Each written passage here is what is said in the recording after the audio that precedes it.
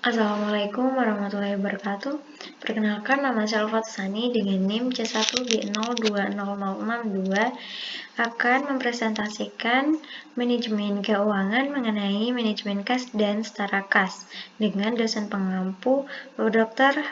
Haji Tona Aurora Lubis SEMM. Baiklah, yang pertama mengenai definisi manajemen kas dan setara kas.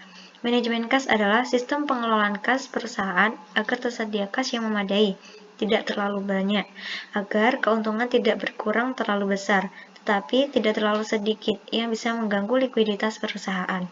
Setara kas merupakan investasi jangka pendek dan sangat likuid yang mudah untuk dikonversikan sebagai kas dan sangat dekat tanggal jatuh temponya, sehingga tidak ada risiko signifikan dari perubahan suku bunga. Yang selanjutnya yaitu tujuan manajemen kas dan setara kas.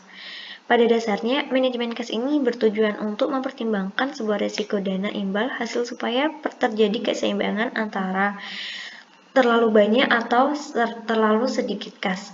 Kemudian, bila terlalu sedikit kas yang diinvestasikan, maka mengurangi kesempatan untuk mendapatkan imbal hasil yang lebih menguntungkan di masa yang akan datang.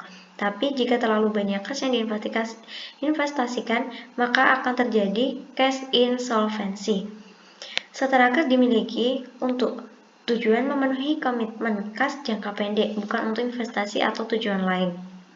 Selanjutnya yaitu tujuan manajemen kas mencakup likuiditas. Manajemen tentu harus sadar dalam menjaga likuiditas serta jumlah kas yang harus ada dalam perusahaan.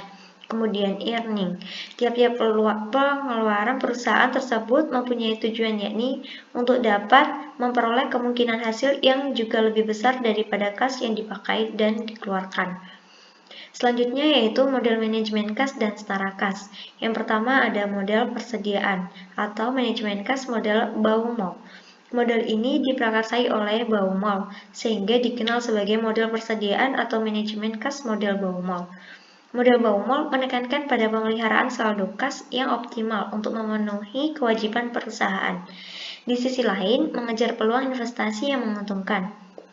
Kemudian, rumusan model Baumol yaitu Q sama dengan akar 2FT per I, di mana Q merupakan saldo kas optimal, F merupakan biaya transaksi tetap, T merupakan total kebutuhan kas suatu periode, dan I merupakan tingkat bunga daya satu periode. Yang kedua yaitu ada model Miller-Orr. Model ini dikemukakan oleh Martin H. Miller dan Daniel Orr.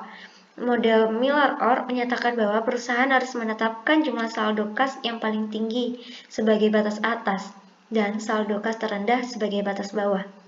Secara diagramatis bisa digambarkan sebagai berikut. Dapat dilihat pada diagram tersebut, bahwasanya H merupakan batas atas dan Z merupakan titik pengembalian untuk uang tunai, sedangkan 0 merupakan batas bawah. Kemudian yaitu ada jenis-jenis manajemen kas dan setara kas.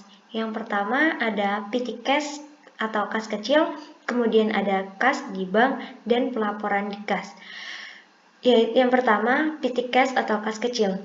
Petty cash ialah kas dalam bentuk uang tunai yang disiapkan oleh perusahaan untuk membayar berbagai pengeluaran yang nilainya relatif kecil dan tidak ekonomis bila membayarnya dengan cek.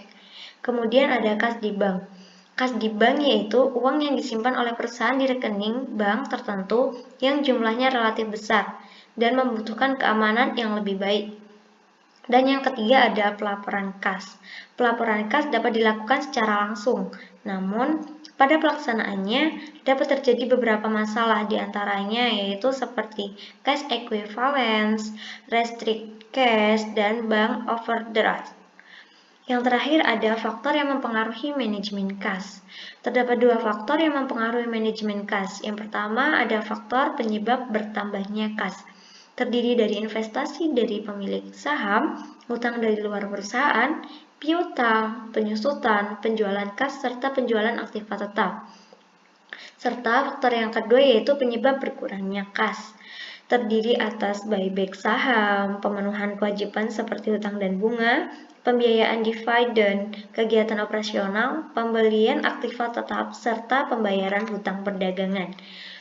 Maka Sekianlah presentasi yang dapat saya sampaikan. Kurang dan lebihnya saya mohon maaf. Wassalamualaikum warahmatullahi wabarakatuh.